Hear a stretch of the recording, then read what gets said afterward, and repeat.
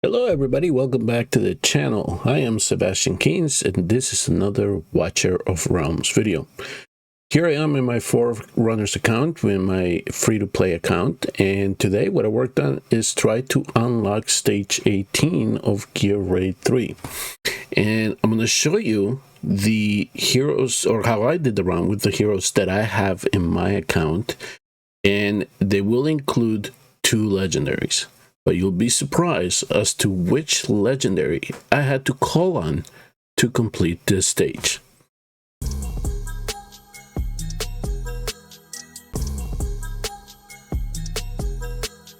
Okay, so see, here was the setup that I was working with given the heroes that I have in this account. And one of the things that at least early on I knew I was struggling with is getting marksman. And I luckily was able to summon a Laura in the Forerunners account. She's very good for GR3. So in the early stages, or in the middle, in the late game stages, 13 through 18, she's very good at the front, and you can use her in that. So if you in the global server have somebody that is similar to her, we're talking about Silas, Calypso, and maybe even Rasak at some point. Those are heroes that you can use in your situation. For mine, I had to rely on Laura for that regard. I also here have Hydro. Hydro is so good for this, so if you have her, you have to use her. And I'm also using for the corners, I'm using Theowen and Maul. I'm bringing a couple of healers in for support, and my initial thought originally was I'm gonna bring in Dolores to try to get her to boost my Theowen so he can take down the waves. So I'm gonna give you this example, and I'm also gonna show you the gearing. But these are the type of things that you can think about of how to use your roster to try to get your heroes to take that next step. As you can see here, I'm using 2 lords just to boost the stats, or the stats. It's going to give my heroes a boost here. Maul, Vortex, Hydro, Aurora, and Breen. These are the guys that I'm trying to use to get that next push, right? So that's all they're going to contribute in this example.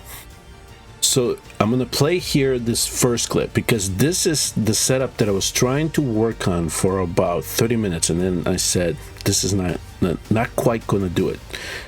And I'm going to, just for simplicity's sakes here, I'm going to try to speed this up a little bit. And I am going to make the video 2x. So the setup here is I'm putting Allura and Hydro right at the front. They're gonna try to get the boss with the waves coming in. I'm putting him here, bring us a backup, because right away from my trials I knew that this was gonna be my weak side, in a sense, because I needed the most help in this side. Maul was doing a great job just taking care of the right side. And if you're curious, yes, this is the new design for GR3. They changed the boss. It's no longer Silitude. They actually made a new design for the boss, and you can see that even some of the initial wave, those characters have changed a bit. Or look a little bit more menacing. I really like what they did in terms of the new designs for these bosses in Gear Raid 1, 3, and AMR. Okay, so as you see, Allura and Terrell, or Idril, are doing a great job taking care of the center. And I'm using Eloin here to protect this side and Vortex to protect this side. You can see Maul is having an easy time taking care of this. Since I don't have the extension here, the Maul does with Theowen, I have to wait a little bit. And as you can see, I waited to activate Dolores to get that extra boost there. But I'm going to show you where this becomes a problem. So at this stage here, you can see Theowen is having a hard time keeping up. And this is all, and to be honest, a lot of this is restricted by the gear that I have in the account and the ability of the hero as well. So I think that at this point I was just given this big octopus here, that I was asking too much for Theo, and he was having a hard time catching up in trying to get this wave down. And as you can see here, it's just, even with the extra healing that I was getting from Elowen, it was just too hard to get Hydril to stay alive for me. So it just ended up essentially filling it here at the end. So I was given this, like, I gave it a good chance to try to bring this down, but it didn't quite ended up how I wanted it. But I started to think, who on my roster can I bring, another marksman possibly, to back up Theo in here and possibly give him a little bit of a boost? Well, so I'm going to set things up again, and I am actually going to do a substitution. I subbed out Dolores, and I'm going to bring somebody else in here in a minute, and I'm going to show you who it is. So same idea. I just bring in my pierces here on top to take care of this. Bring here in the back Elowen to heal and protect everybody as much as I can. And then Elowen is also very good here because she'll boost the rage. All right, so that's what we're doing then with the gear that we have. Now I'm putting, okay, so now I'm adding Theo in here on this side, and here's Maul taking care of the right side. And at least the way that I have Maul geared, he is doing a good enough job for me covering the right side. Now here's the thing in regards to these this setup here, as a repeat to the original one that I used to actually unlock the auto feature, is that you see this blank tile here. This is where I meant to put Vortex. So you place your healer down here. In the previous run, you'll see it that I placed Vortex here. I completely lapsed in the time here. All right, so I activated T1's ultimate at the same time that I activated his ultimate. I'm gonna bring my trusty little dwarf into the battlefield, and that is Scratch. That is Scratch, folks, right there. So he has splash damage on his basic, and also keep in mind that when he does his ultimate, he'll do AoE damage. The other thing about my Cratch, though, is that he's awakened one time, so any hit that he places on them, it'll stun them. So he's not only helping Tion bring them down, he's slowing them down. That is the key here when it comes to this hero, in helping me complete this. He is slowing things down for me at the same time that he is causing damage. So as you can see, now I'm activating all my ultimates and trying to make sure that I keep up with the box here. Let me slow down this a little bit. So you see this wave that I was having a hard time with, all those little numbers that you see there, that's Scratch. All those extra numbers that are popping up, that's Scratch. And because I have him awaken once, he's stunning them.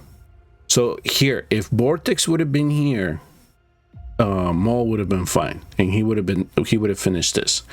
But now that I activated the ultimate with Hydro, she's gonna start aiming on whatever she can aim. Alaura was strong enough to deal with this, so that wasn't a problem.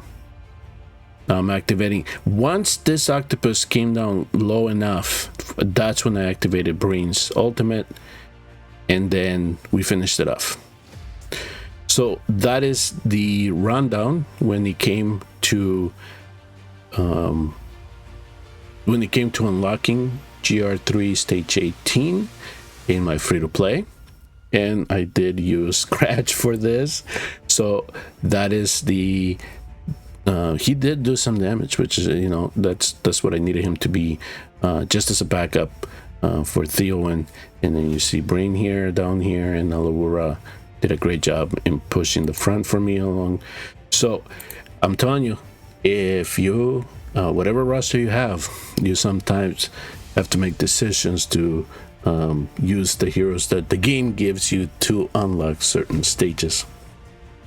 Okay, so before we go, I'm kind of going to show you the gearing that I have on my heroes as it stands right now in the development of this account. Here is Cratch, and like I told you, he's awakened once, and that is because when the projectiles deal damage, he can inflict a stun on the targets, and you saw that came big big in terms of slowing down those little minions and allowing us enough time for Theowen and him to be able to get them down before they got too much closer to the core. So that is Scratch, and I was able to, I had to farm a lot of gold to try to level up the pieces that I needed. It's essentially 12,000 attack, and I gave him about 275 crit damage with 75% crit rate. Alura, she's a hero that is, I'm sure that she'll come out in the global server sometime in the future. She is just very good in terms of unlocking GR3-19 to 21 in the end game, and again 12,000 attack with 263 critical damage. I tried to get as much speed as I could on her with 83% crit rate, but just to briefly show you, one of her passives is that she gets an increased crit rate by 15% when she is deployed, and if there are no other allies near her, she gets a critical damage increase by 25%. So it's as close to 100% that I could get it with her passive. So that worked for me. And just because I had her in the Glacier set, that is just the way that thing panned out. And this for at least the farming that I've done, that's the set that seems to drop the most with the stats that I need. So I didn't intentionally put her on a Glacier set, but that maybe that extra boost that she gets, gaining attack from the HP that I was able to, maybe that little boost helped, so I took it. Hydro, again, she's very good for GRE. About 10,000 attack, you can see 96% crit rate, 268 crit damage. If you're wondering about the artifacts, Hydro's case and her, Allura had Hydro's case again, and Cratch has the Watcher's disguise.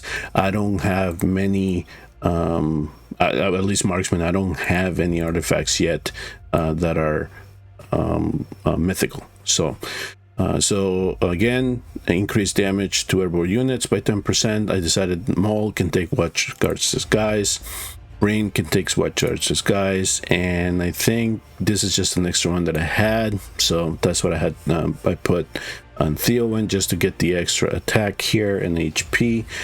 Let me see, did I go over Brain's gear? So here's Brain's gear. Close to 10,000 attack as I could, 85% crit damage, 200 or crit rate, 241 crit damage. Maul is another one. I had to get as good as pieces as I could. 83% crit rate, 232.5 crit damage, 9.7k attack on him. So as you can see here, I didn't have much gold, so I tried to push this as much as I could.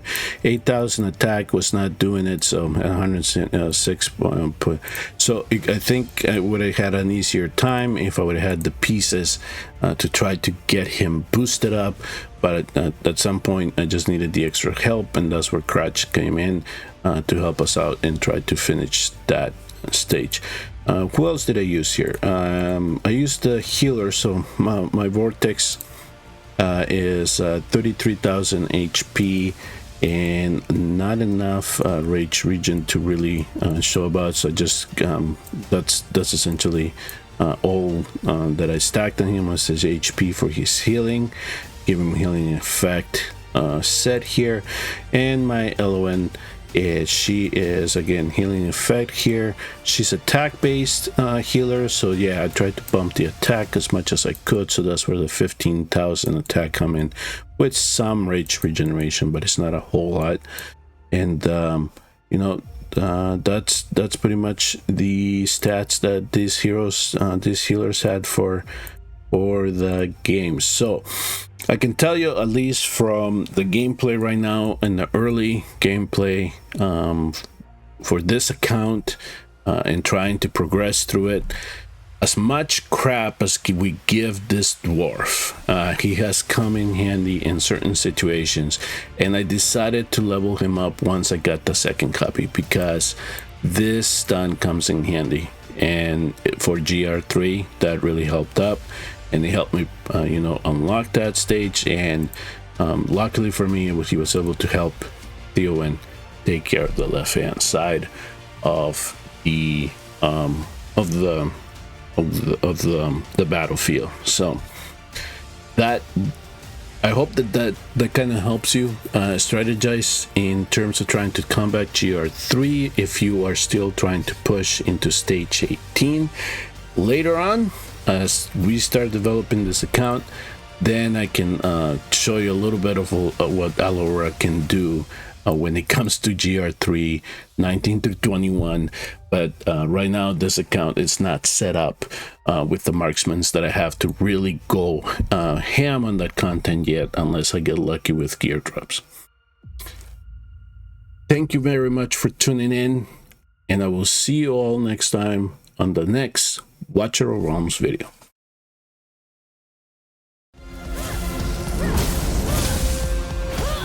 Their souls are mine to take.